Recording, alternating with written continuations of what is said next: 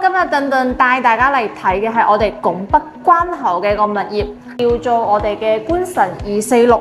咁呢個項目喺我哋嘅左側呢條就係我哋嘅迎賓大道，步行嘅話你即可以到達我哋嘅拱北關口。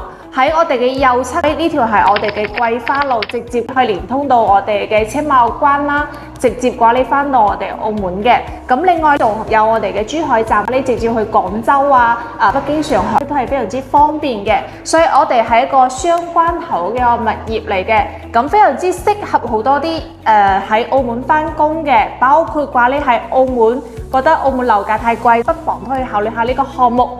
成個項目嘅話咧，佢唔大，一共係2棟樓，咁分為我哋嘅 A 單元同埋我哋嘅 B 單元。目前係2梯6戶，樓下1、2層仲有我哋細型嘅一個 shopping mall。目前成個項目嘅單價為到32300左右，咁都係我哋成個拱北嘅片區唯一在售嘅一個新嘅住宅。咁如果你喺澳門想喺珠海呢邊收換，咁佢上車嘅成本大概係200萬到我哋300萬左右，你可以入手。事不宜遲，我哋去睇下示範單位。lift 出嚟係2部 lift 嘅，咁過嚟呢邊佢係有3戶。係屬於我哋65平方嘅2房，淺展示一下。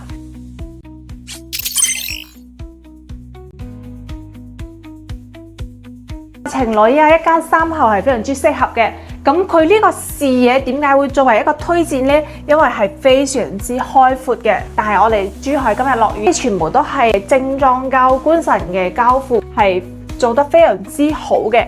包括佢呢度飄窗大概都有1米嘅，包括我哋嘅護牆板呢啲所有嘅嘢，都係交付俾你嘅，只要買梳化床就夠啦。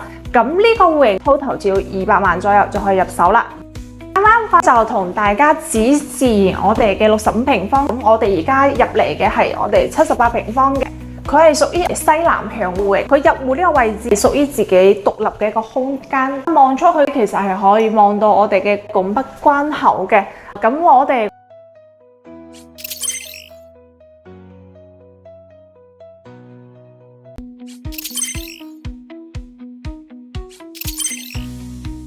咁呢個戶型未來收租即係你唔住嘅情況之下啦，都可以收到4500蚊左右嘅。我哋再睇下另一個單位，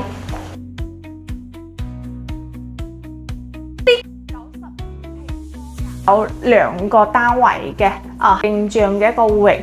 咁我哋主要係參觀佢裝修好嘅一個風格。咁呢個咧係比較適合於住啦，同埋我哋改善嘅首選嘅。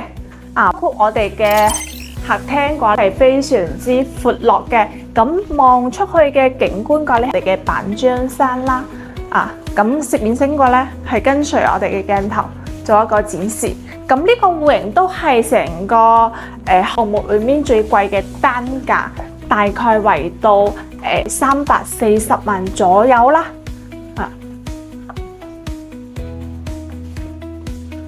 如果對呢個項目有興趣嘅話咧，留言3個6俾等等。